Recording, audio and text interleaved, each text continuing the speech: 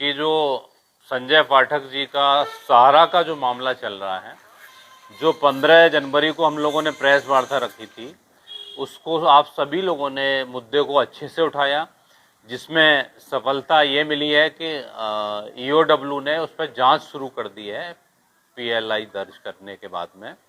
तो इसमें ईओडब्ल्यू का भी बहुत बहुत धन्यवाद कि उन्होंने जांच शुरू कर दी है, और हम लोग ये उम्मीद करते हैं कि ईओडब्ल्यू जल्दी ही अपनी जांच को पूरा करके नतीजे पे पहुंचेगी, और जो उसमें आम निवेशकों का पैसा लगा हुआ है वो उनको मिल सकेगा, क्योंकि 1000 करोड़ का घोटाला हुआ है। जो 1000 करोड़ की लगभग जमीन है वो मात्र 90 करोड़ में संजय पाठक जी की कंपनियों द्वारा खरीद ली गई है। आप देखेंगे कि 110 एकड़ जो जमीन भोपाल की है वो मात्र 48 करोड़ रुपए में खरीद ली जाती है, जिसकी कीमत 500 से 600 करोड़ है। दूसरा मामला कटनी जिले का है, जो वहाँ 100 एकड़ जमीन है वह भी मात्र 22 करोड़ में खरीदी जाती है।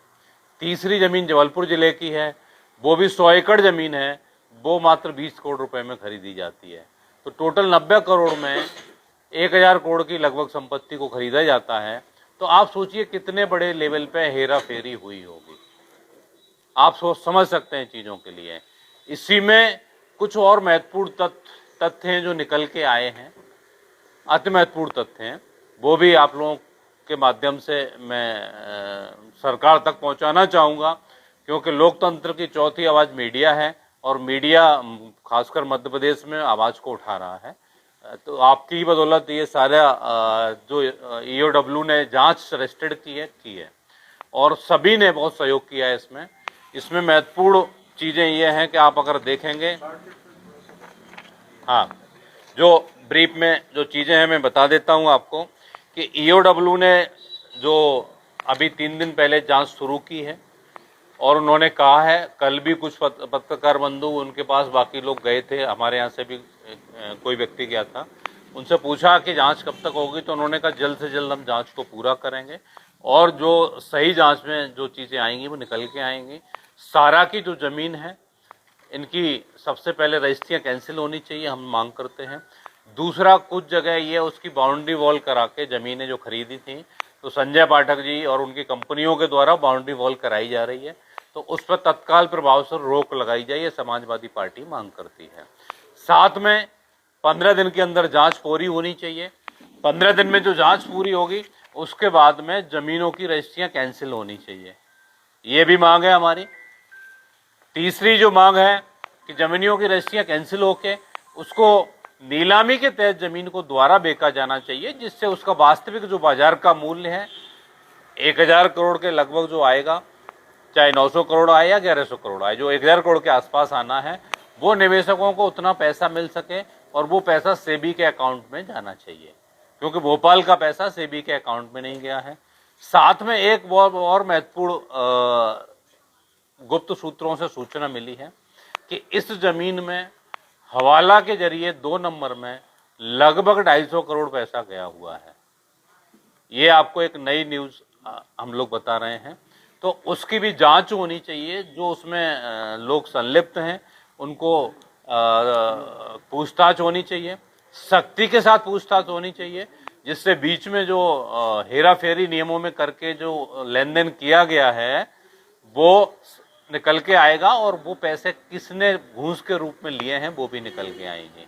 ये भी ईओडब्ल्यू के द्वारा कार्रवाई में शामिल किया जाना चाहिए, ये हमारा महत्वपूर्ण पॉइंट है।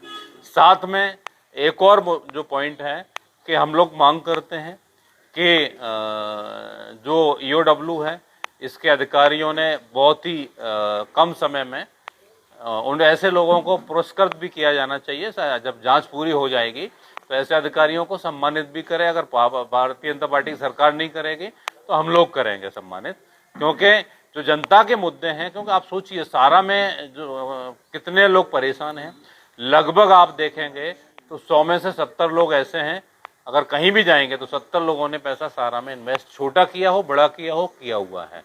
तो आम जनता जो आज परेशान घूम रही है, कम से कम इस परेशानी से मुक्ति मिलेगी, वो ईओडब्ल्यू के द्वारा जो जांच होगी, इसलिए हम उनको धन्यवाद देना चाहते हैं। आपने जिक्र किया हवाला के पैसे का, तो इसमें हेराफेरी हुई है हवाला की? बिल्कुल ऐसा सूत्रों से पता चला है कि ऐसा किया गया है, तब इतनी बड़ी डील हुई है। और इसमें जो रजिस्ट्री की कॉपी है उसमें स्पष्ट लिखा गया है कि जो नियम है कोर्ट के नियमों का पालन किया जाएगा, लेकिन नियम का कहीं उल्लेखन नहीं किया गया है, न नियमों का पालन किया गया है। और सारे नियमों को कहा गया है कि जो नियम है वो क्रेता है वो नियमों का पालन करेगा, केवल लिख दिया गया है रजिस्ट्री की कॉपी में, लेकिन उसमें कहीं नियमों का पालन नहीं किया गया है। और जो कंपनियां हैं उनका जो संजय पाठक जी के परिवार के लोग शेयर होल्डर हैं उनकी भी लिस्ट है, आप लोग देख सकते हैं। ये किसका नाम है इसमें? इसमें जो है ना ये स्नैप रियल एस्टेट है, इसमें यश पाठक और निर्मला पाठक जो संजय पाठक जी के बेटा और उनकी माँ है, ये उनके नाम है, शेयर होल्डर हैं उसमें। दूसरा जो है आपका नायसा डेवलपर्स लिमिटेड है, इसमें भी निर्मला पाठक और संजय पाठक जो दोनों बेटा और माँ है उनकी देखेंगे आप, ये उसमें शेयर होल्डर हैं।